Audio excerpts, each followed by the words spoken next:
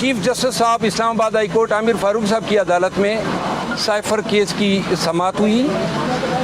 ये केस मैंने chairman PTI की बिहाफ पे दायर किया था, जिसमें 29 अगस्त के लॉ मिनिस्ट्री के उस हुक्मनामे को चैलेंज किया था, जिसमें लॉ मिनिस्ट्री के हुक्मनामे की बुनियाद पे साइफर केस ट्रायल कोर्ट के जज अबुल हसनात साहब ने 30 तारीख को जो है प्रोसीडिंग अटक जेल में मुनक़िद की।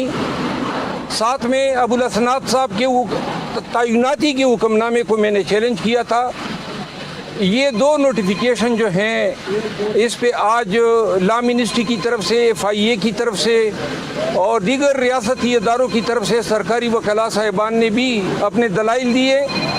दलाइल समाअत होने के बाद जो फाजिल चीफ जस्टिस साहब ने सवाल किया वो ये था कि किस कानून के तहत लॉ मिनिस्ट्री ने ये NOC जारी की है। नंबर एक, किस कानून के तहत अबुल हसनात साहब जो हैं अटक जेल गए, और सबसे अहम सवाल ये आज कार्रवाई में अदालत ने नोट किया कि चेयरमैन पीटीआई इमरान खान किस कानून के तहत अटक जेल में नज़रबंद हैं। आप में से बहुत सारे साफ़ी हजरात वहाँ पे मौजूद थे। इन तमाम सवालात के कोई जवाबात सामने नहीं आए और अदालत ने इस पे हैरत की भी इज़हार किया। उन्होंने, सरकारी वकील ने ये कहा कि जो हुक्मनामा था और जिस हुक्मनामे की मियाद कल ख़त्म हो रही है, और अबुल हसनात साहब ने कल हमें बताया था कि वो 13 तारीख को फिर अटक जेल जाएंगे, और आज चीफ जस्टिस साहब को मैंने कहा कि जी अबुल हसनात साहब तो फिर जाने का इरादा रख रहे हैं, तो लिहाजा जब कोई कानून ही नहीं है, कोई इख्तियार ही नहीं है कि पंजाब के सूबे में इस्लामाबाद के मुलजिम के ट्रायल शुरू हो और इस पंजाब की जेल में रखा जाए, न पंजाब सूबे का हिस्सा है, न कानून और आइन में ऐसी कोई प्रोविज़न है, तो फिर ये लाकानूनियत क्यों है? और इस लाकानूनियत का आज कोई जवाब किसी भी सरकारी वकील ने नहीं दिया। ये तमाम सवालात अदालत ने पूछे, बार बार पूछे, लेकिन इमरान खान जो है बग़ैर किसी कानूनी जवाज़ के, बग़ैर ड्यू प्रोसेस ऑफ लॉ के, सिर्फ़ और सिर्फ लाकानूनियत की बुनियाद पे वहाँ पे पड़ा है अटक जेल में।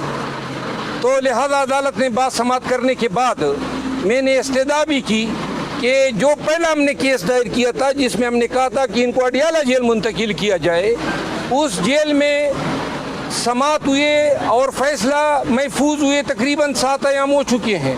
अभी तक वो हुक्मनामा नहीं आया है। एक एक दिन जो है हमें कास्ट कर रहा है। तो लिहाजा अदालत ने कहा कि जल्दी वो फैसला भी आ जाएगा, और आज की बात समाअत होने के बाद इसमें भी फैसला महफूज कर लिया है। यहाँ पे मैं अर्ज़ कर दूँ कि ये जो लाकानूनियत है ये दिन ब दिन बढ़ती जा रही है, और लाकानूनियत तब बढ़ती है जब रोकने वाला कोई ना हो। और हमें उम्मीद है कि अदालती जो एहरियार किए chief justice of Pakistan retire हो रहे हैं, काजी फाइज ईसा साहब आ रहे हैं। हमें उम्मीद है, क्योंकि हम वकला इस निज़ामी इंसाफ के स्टेक होल्डर्स हैं, और अदलिया जो है अपने जायज़ इख्तियारात इस्तेमाल न करते हुए और इस लाकानूनियत को रोकने में बदस्तूर नाकाम नज़र आ रही है।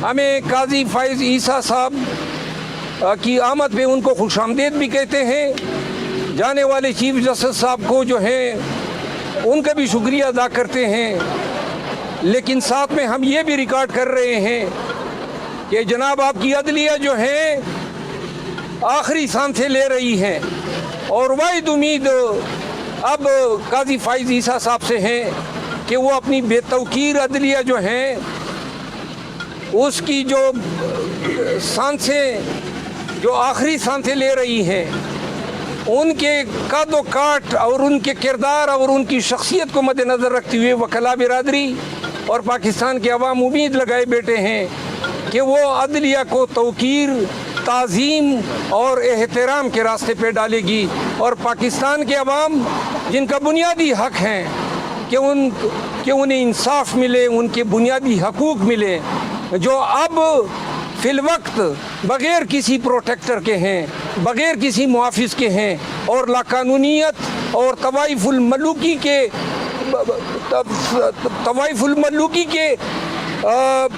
اس پہ پڑے ہوئے ہیں، کوئی آسرا نظر نہیں آ رہا ہے۔ تو لہذا اس کا اختتام جو ہے، اس کا حل جو ہے ہمیں قاضی فائز عیسیٰ کی شکل میں نظر آ رہا ہے۔ امید ہے کہ وہ پاکستان کے عوام کے امیدوں کو جو ہیں ٹیس نہیں پہنچائیں گے۔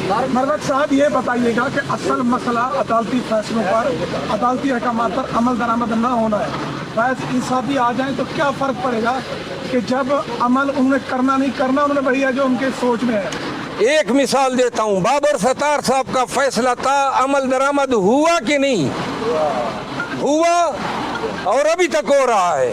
یہ جج پہ دار و مدار رکھتا ہے۔ جس روز 14 مئی کا فیصلہ جو ہے انہوں نے پاؤں تلے روندا اور سپریم کورٹ اپنے فیصلے پہ عمل درآمد نہ کرا سکی، اس دن سے عدلیہ کی بے توقیری شروع ہوئی ہے۔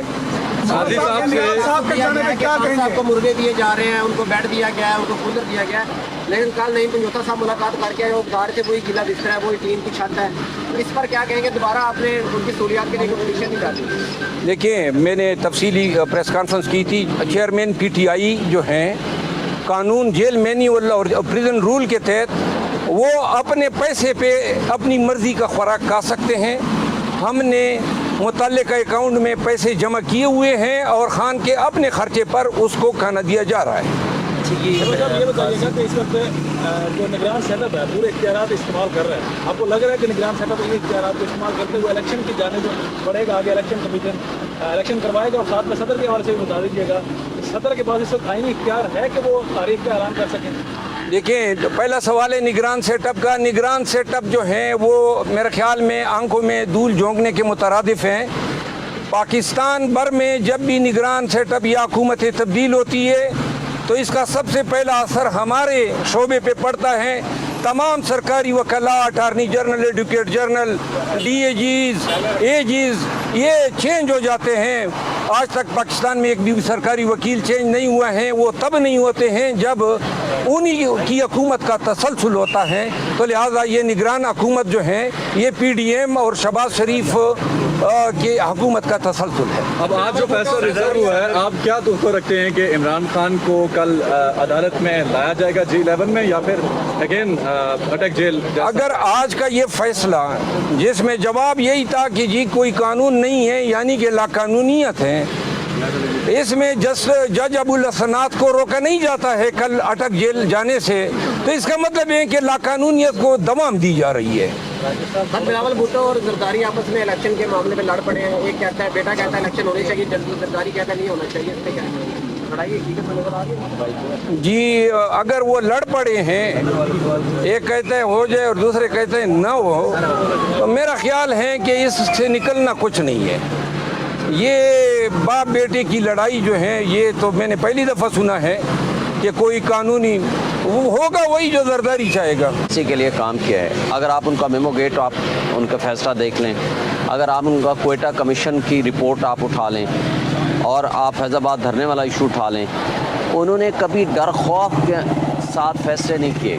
انہوں نے ہمیشہ آئین کو اپہولڈ کیا ہے اور قانون کو اپہولڈ کیا ہے، اور کسی جگہ ڈر خوف ان کا نظر نہیں آیا۔ اور یہ بھی کبھی انہوں نے نہیں سوچا کہ کون طاقتور لوگ ناراض ہوں گے، کون ہلکے ناراض ہوں گے، اور کس طرح کے لوگ مجھے نقصان پہنچا سکتے ہیں، کون فائدہ پہنچا سکتے ہیں۔ ان چیزوں سے بالا تر انہوں نے ہمیشہ کام کیا ہے۔ تو ان کے اس ٹریک ریکارڈ کے مطابق آپ کو یاد ہوگا کہ ہم نے تو ان کے لیے تحریک چلائی تھی کہ وہ ایک انڈیپینڈنٹ جج ہیں، لہٰذا ان کو کسی بھی حوالے سے اس ریفرنس کو ختم کیا جائے۔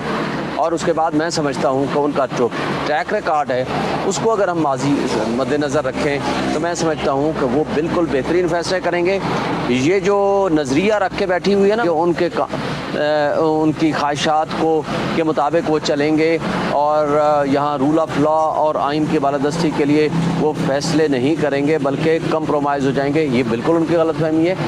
और जो PDM स्पेशली PMLN और पीपल्स पार्टी जो उनसे तवक्कुआत रख के बैठी हुई है वो कंप्रोमाइज़ करेंगे या वो इमरान खान से बदले लेंगे या वो उनकी करप्शन चार्जेस के ऊपर आंखें बंद कर लेंगे, तो इस तरह का नहीं होने वाला। ये मेरी राय है और ये मैं आज से कई अरसा पहले से मुस्तकिल ये कह रहा हूँ और कह चुका हूँ। हाँ, एक बात है, अब आगे उनके पास बहुत सारे चैलेंजेस हैं। ये चैलेंजेस आसान नहीं हैं क्योंकि इस वक्त मुल्क बेआइन हो चुका है, कानून की पामाली हो रही है, बुनियादी हुकूक मुअत्तल हो चुके हैं, चादर चार दीवारी का कोई तहफ़्फ़ुज़ नहीं है, मुल्क में इलेक्शंस नहीं हो रहे हैं। यानी आपके पास जमहूरियत है लेकिन नहीं है, आपके पास आइन है लेकिन एक्चुअली नहीं है, आपके पास कानून है लेकिन उसका इतलाक़ नहीं है, आपके पास बुनियादी हुकूक हैं लेकिन उसका इन्फोर्समेंट नहीं है। तो ये सारी चीज़ें और फैसले हुए हैं कि इलेक्शन कराए 90 डेज़ में, उनके ऊपर अमल दरामद नहीं हो रहा। ये मुश्किल चैलेंजेस हैं। अब ये चैलेंजेस का वक्त है और सुप्रीम कोर्ट में जो तकसीम है ये एक अलग एक सब्जेक्ट है और इन सारी चीज़ों से नबरद आज़मा होना काजी फ़ाइसा के लिए एक इम्तिहान तो होगा ही होगा। लेकिन मैं ये समझता हूँ कि तारीख़ में उनके पास 13 महीने हैं। क्या तारीख़ में वो इतना ऊंचा नाम लिखवाना चाहते हैं, ये भी उन पर मुनहसर है। क्या तारीख़ में वो अपने आप को गुमनाम करके जाना चाहते हैं, ये भी उन पर मुनहसर है।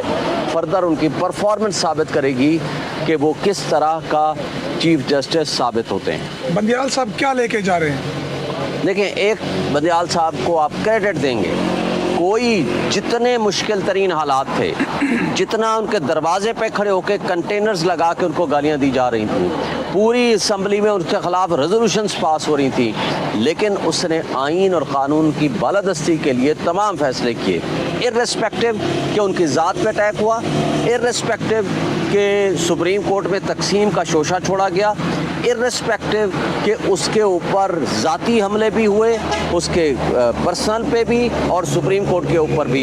इन सारे हमलों के बावजूद उसने अपने आप को तहम्मुल का मुजाहरा करते हुए आइन और क़ानून की बालादस्ती के लिए काम किया, वरना उसके लिए भी बड़ा आसान था, कोई भी तरीका कर लेता, वापस भेज देता नीचे वाली हाई कोर्टों को, वहाँ से फैसले आएंगे फिर देखी जाएगी।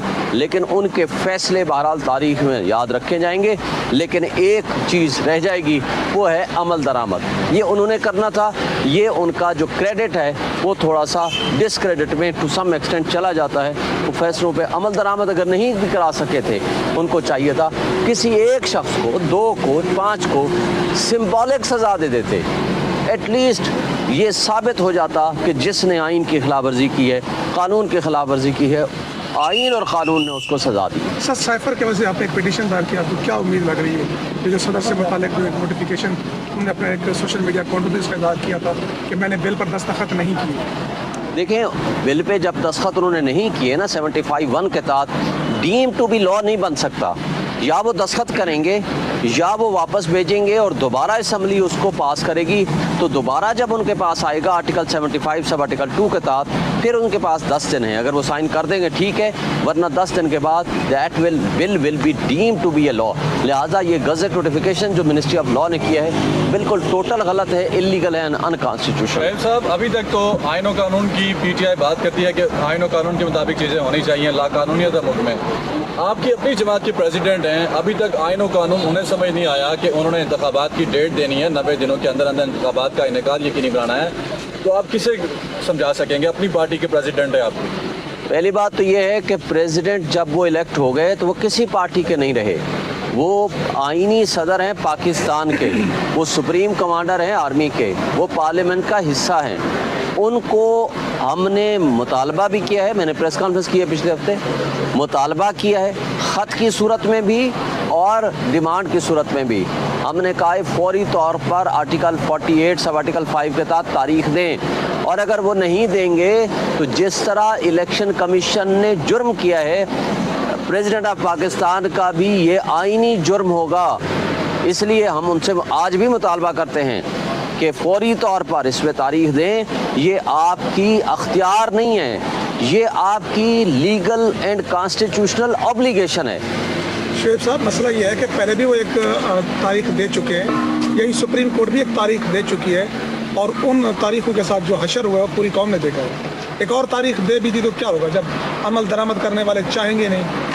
देखें, ان کا کام ہے اپنی کانسٹیٹیوشنل ڈیوٹی پرفارم کریں، اور جو اس آئینی ذمہ داری کے درمیان میں رکاوٹیں ڈالیں گے، جو لوگ راستے میں روڑے اٹکائیں گے، ان کا چہرہ کل بے نقاب ہو گیا، آپ نے دیکھ لیا۔ یعنی کس طرح پریس کانفرنسز اور سٹیٹمنٹس آنی شروع ہو گئیں۔ اس کا مطلب ہے کہ الیکشن کا اگر تاریخ آئے گی تو ان کی نظر میں یہ غیر استحکام ہوگا پاکستان۔ تو یعنی وہ الیکشن سے کس طرح بھاگ رہے ہیں، اس لیے کہ ان کو الیکشن سوٹ نہیں کرتا۔ ہم یہ سمجھتے ہیں کہ جمہوری اور سیاسی طاقتیں کبھی بھی الیکشن سے نہیں بھاگا کرتی، تو ان کا الیکشن سے بھاگنا اور مسلم لیگ نون کے لیڈروں کی اس طرح کی تقریریں کرنا ان کو ایکسپوز کر گیا ہے، اور عوام اور پبلک کے سامنے بھی وہ ایکسپوز ہو گئے۔ میں کہتا ہوں تاریخ ان کا فرض ہے اپنا، جو شخص جہاں کانسٹیٹیوشنل ڈیوٹی ادا کر رہا ہے اس کا فرض ہے وہ اپنی ڈیوٹی صحیح طریقے سے آئین کے مطابق ادا کریں۔ اگر کوئی ادارہ راستے میں رکاوٹ ڈالے گا تو تاریخ ان کو یاد رکھے گی، اور جو غیر آئینی اقدام ہوگا، آج بھی جرم تو جرم ہے نا، الیکشن کمیشن نے جرم کیا ہے، اس کے بارے میں آبزرویشن آ گئی ہے، سپریم کورٹ کا چاہیے اس میں کنٹمپٹ پروسیڈنگ شروع کریں، ان کے خلاف آرٹیکل 6 کی کارروائی کریں۔ عابد زبیری نے کل مطالبہ کیا ہے نا۔ بات یہ ہے کہ جرم تو کبھی ختم نہیں ہوتا، جس نے بھی جرم کیا ہے اس مجرم کو اس کی سزا ملنی چاہیے، لیکن جس کی ڈیوٹی ہے آئین کے تحت وہ اپنی ڈیوٹی پراپر پرفارم کریں، یہ سوچے بغیر۔